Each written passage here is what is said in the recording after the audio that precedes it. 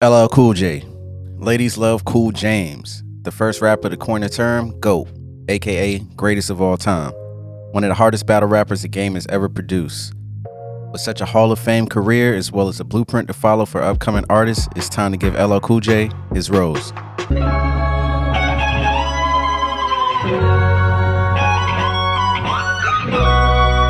James Todd Smith had a pretty turbulent youth growing up off of Farmers Boulevard in Queens, New York. Hip-hop was in its infant stages when LL Cool J was a kid. He was inspired by seeing the respect and power that hip-hop afforded people. He started out mimicking the artists at the time, the Treacherous Three, the Zulu Nation, the Cold Crush Brothers, Kumo D, and many others. By the age of 11 or 12, LL started writing his own lyrics. He originally planned on calling himself J-Ski, but opted out of it to make sure his name wasn't associated with the drug culture. His friend Mikey D came up with Ladies Love Cool James, which he stuck with. L's mother and grandmother got him some music equipment, which L took full advantage of by recording demos and sending them to record labels. LL is one of the founding artists of the legendary Def Jam Records. LL Cool J's first single, I Need a Beat, came out when he was 16 years old. Before we continue, I think it's important to emphasize the fact that LL was 17 when his debut album came out. This may not sound young now, but at the time it was a very big deal. The level of success he was reaching was amazing at this young of an age at the time. Also, the industry was in its growing phases in the late 80s, and today's hip-hop reaps the benefits of the bases the OGs built. L's debut album, Radio, came out in 1985 and made waves out the gate. Rick Rubin's minimalistic production style with light rock elements with LL's powerful voice was a fresh sound for hip-hop. Singles I Can't Live Without My Radio,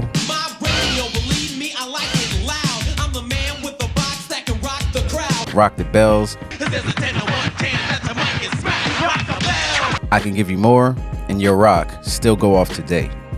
For a debut, it was pretty promising to see someone so young, so polished with the new style to boot. Bigger and Deffer sees LL raising the stakes. I'm Bad is a haymaker that shows L's ability to go be witty, charismatic, and hard at the same time, and is easily one of L's best records.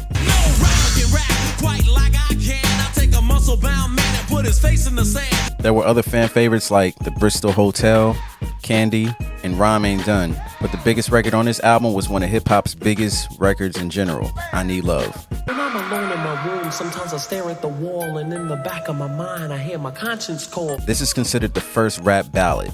It's not that artists didn't make songs about women. They didn't do it like this, with the hip-hop and the ballad elements.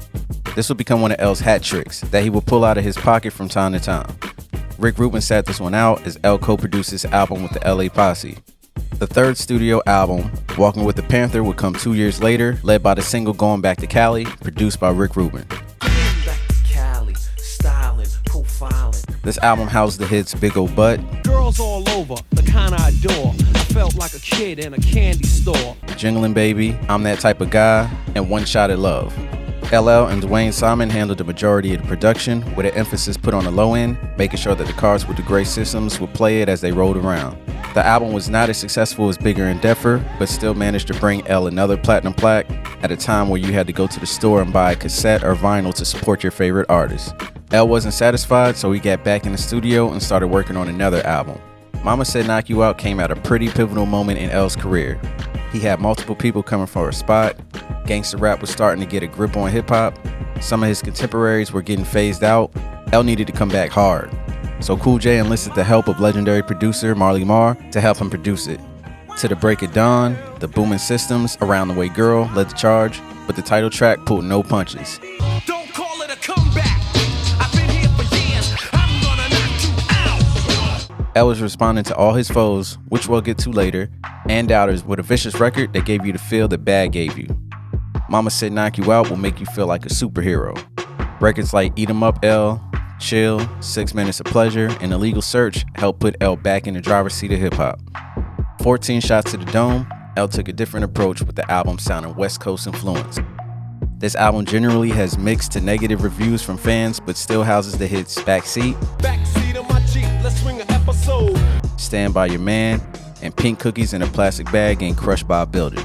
Pink cookies in a plastic bag, getting crushed by a building. Yeah, you heard that right. Also, the great record Funkadelic Relic and NFA, No Frontin' Allowed, should get some love here too.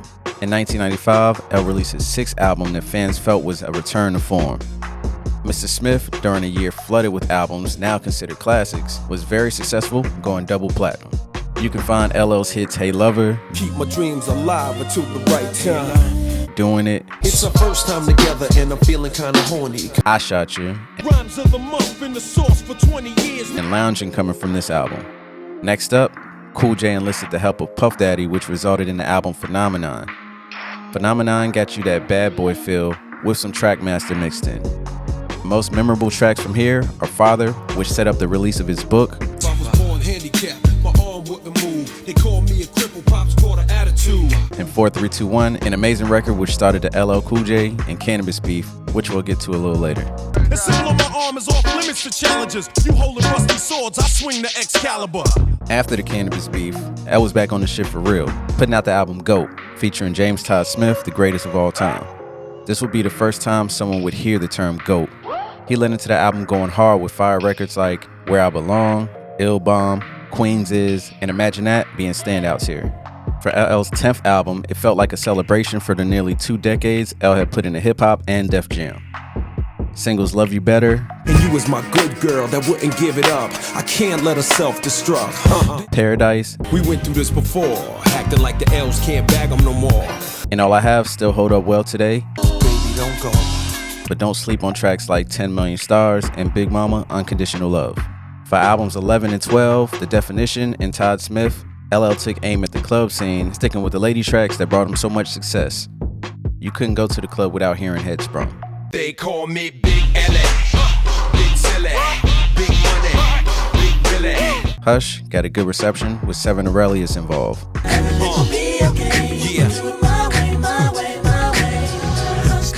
There were a few bright spots from Timberland, but as a whole, these 2 albums got mediocre receptions and less stellar promotion.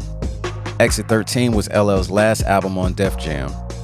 This album was a return to the parental advisory sticker that L had avoided for the last 2 albums. XIII is kinda underrated for sure. L went hard on records like It's Time for War, Feel My Heartbeat, Rockin' with the GOAT, Drop jewels like Yoda, my young students love me. and a few others. Authentic is the last album L released back in 2013. The album is a mix of some of the things you've gotten from L throughout his career with some contemporary hip-hop songs as well. When you put this on and refer this to the rest of his career, it's clear L hasn't regressed a bit.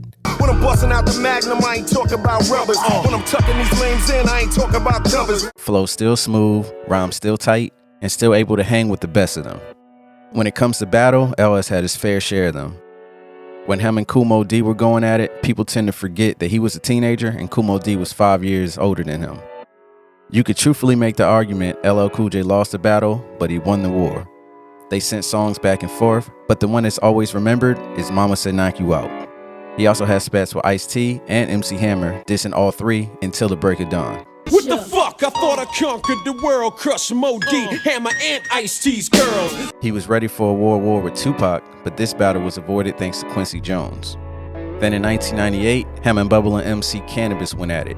L warned him via phone before Cannabis felt the urge to respond to LL's 4-3-2-1 verse.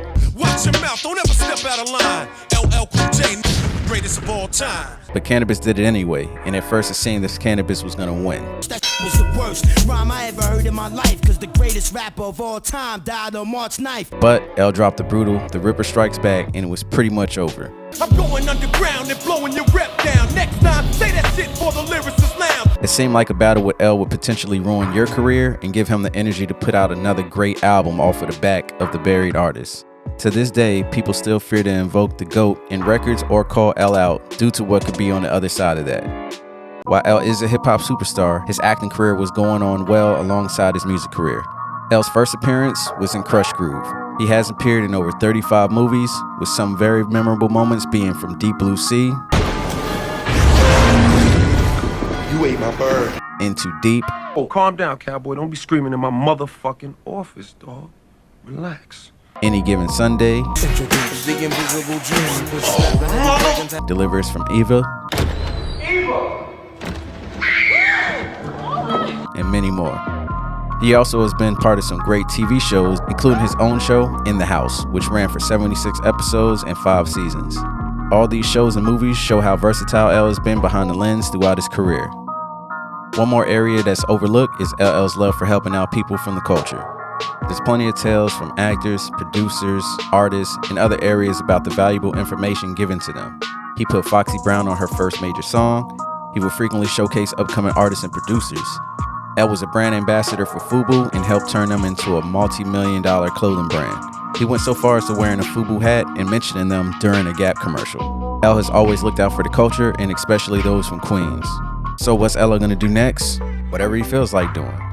LL has been a great role model for the hip-hop industry, showing many things that were possible for you if you were willing to put the work in. Without LL Cool J, there's no telling where the industry would have went. Will we have hip-hop ballads? Would Def Jam be able to make things work? L was so instrumental in so many things happening. It's pretty difficult to imagine hip-hop being what it is today, period, without the success of LL Cool J. Who's to say we would have ever even met Russell Simmons or Rick Rubin? Who would inspire the 50 Cents, the Ja Rules, and the Jay-Z's? At the end of the day, LL's mark on the game is huge. He was one of the first to say it, so it's only right we call LL Cool J the original GOAT. This is Dame Diddy of R.O.S.E, giving LL Cool J his rose.